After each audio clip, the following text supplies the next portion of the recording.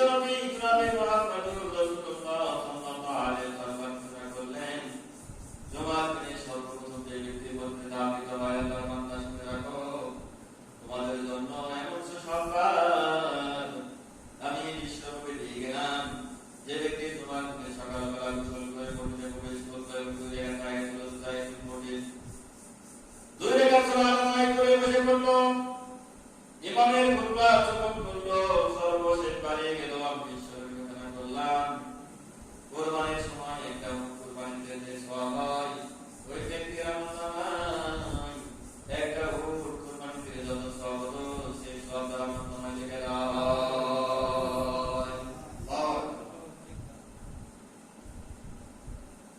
ভগবান মালিক শুকরিয়া আল্লাহর বলতে বলছিলাম, বলছেন এটা বলা লাগে না।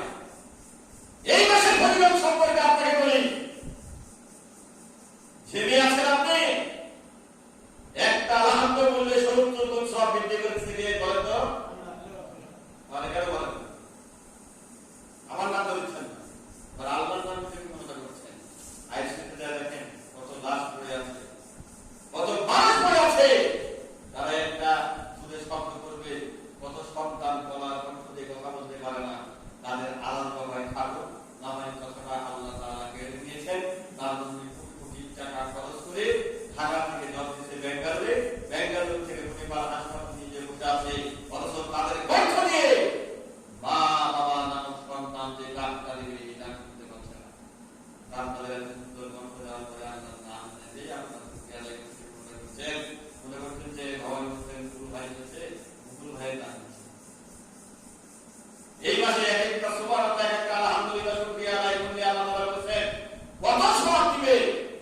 আব্দুর রাজ্জাক বিন ইউসুফ এমনি দেখলাম বলছে যে 70 গুণ, যেটা বলছে হাদিস মিথ্যা না হাদিস, আল্লাহ তাআলা এত বান্দাদেরকে দিবে যে সে ভাবতে পারবে না। সুবহানাল্লাহ বলেন, সুবহানাল্লাহ, এত দিবেন আল্লাহ, মানে 70 গুণ তো কম হয়ে গেছে। এই কথা বলছে যে এটা ভিত্তিহীন হাদিসটা না। তাহলে এই মাসে একটা সুবহানাল্লাহ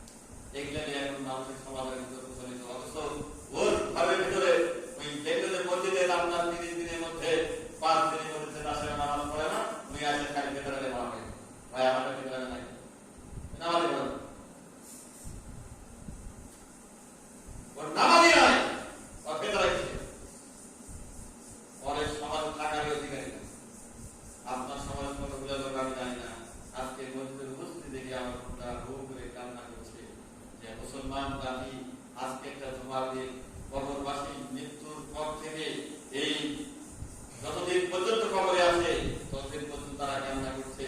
11টি মাস তারা অপেক্ষায় ছিল রমজান মাস কবে আসবে। আর আমরা এমন জাতি রমজান মাস চলে যাচ্ছে আনন্দে কিনা কাটা বাচ্চা সেবা এটা নিয়ে পাড়াপাড়ি লেগে গেছি। আর আপনার বাবা মা বসে বসে কি আয়াল্লাহ তারা কান্নাকাটি শুরু করে দিচ্ছে যে আর মাত্র কয়েক মাস। আর দুনিয়াবাসী